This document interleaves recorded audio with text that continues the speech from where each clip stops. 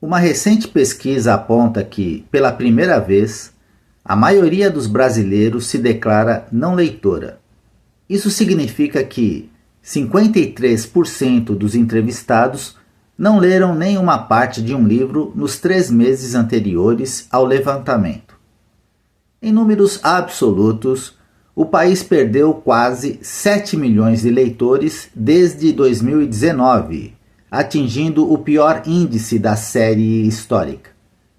Como um incentivo à leitura, o canal O Rei do Rock, @VinceEverett, a partir de hoje passa a exibir textos de literatura em geral, sempre na parte da manhã, e os tradicionais vídeos sobre a vida de Elvis ao final da tarde, diariamente.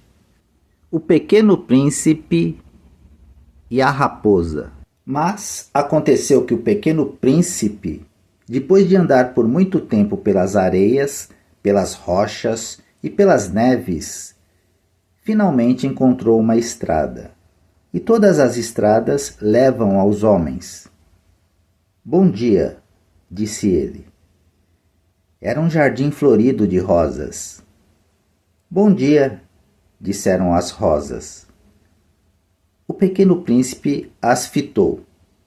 Todas se pareciam com sua flor. Quem são vocês? Perguntou-lhes estupefato. Somos rosas, responderam as rosas. Ah, disse o Pequeno Príncipe. E se sentiu muito infeliz. Sua flor lhe havia dito que era a única de sua espécie no universo. E aqui estavam 5.000, todas parecidas, num só jardim. Ela ficaria muito mortificada, disse a si mesmo, se visse isso. Desandaria a tossir e fingiria estar morrendo para escapar ao ridículo. E eu seria obrigado a fingir que a socorria, pois, se não, para humilhar a mim também, ela seria realmente capaz de morrer. Depois prosseguiu consigo mesmo. Eu me julgava o rico possuidor de uma flor única, e não possuo senão uma rosa comum.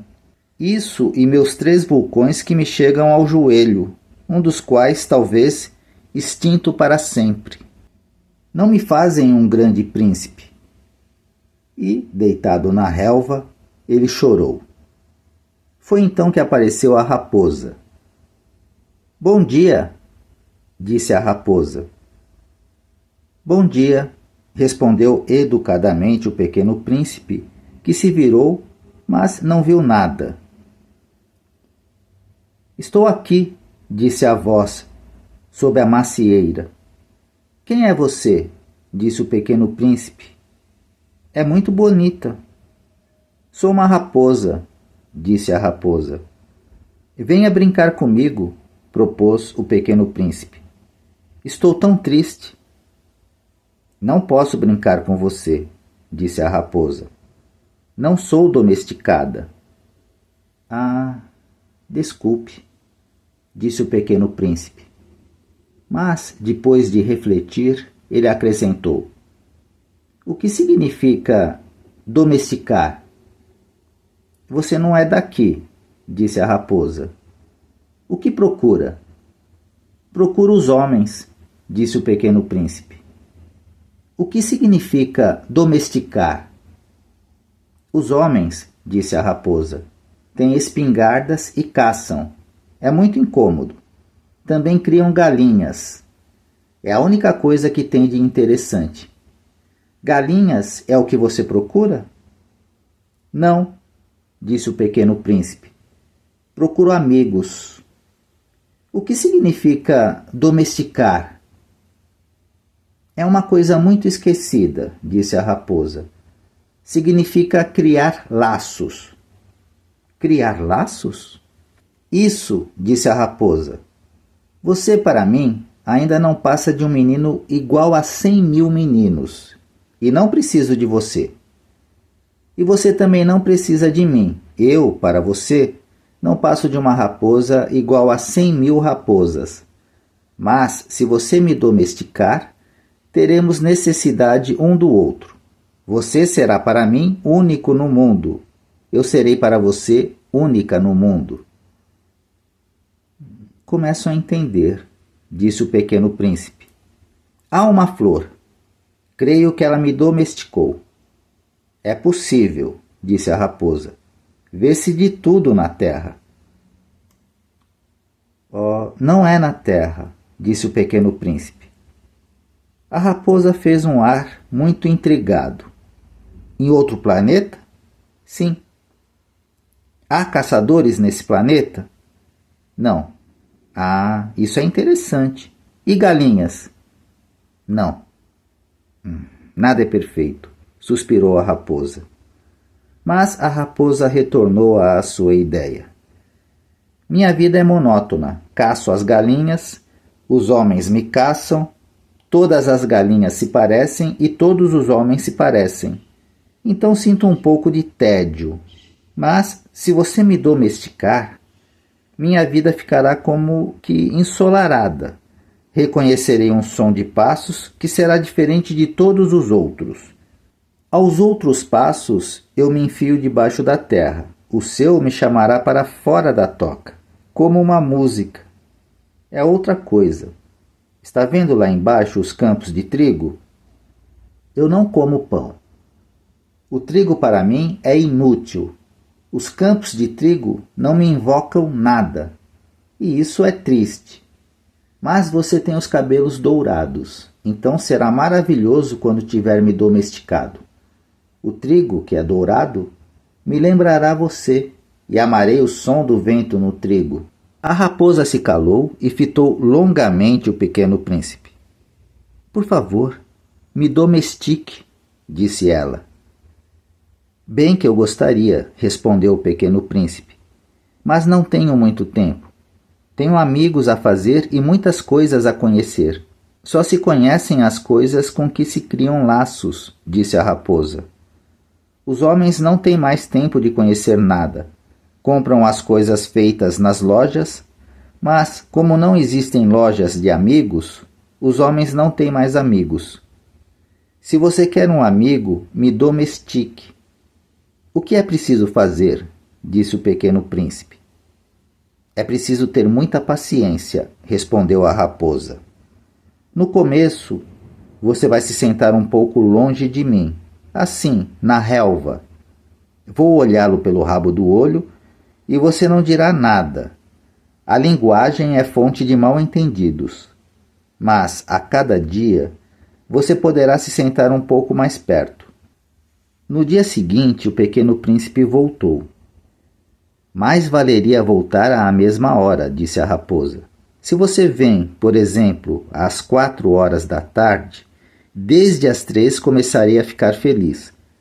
Quanto mais a hora avançar, mais feliz me sentirei. Às 4 já estarei me agitando e me inquietando.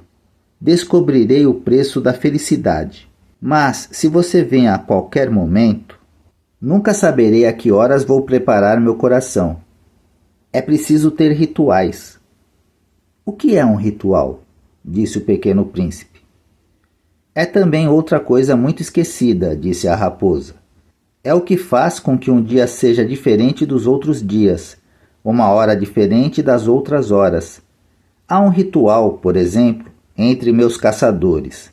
Nas quintas-feiras, eles dançam com as moças da aldeia. Então, a quinta-feira é um dia maravilhoso. Vou passear até as vinhas.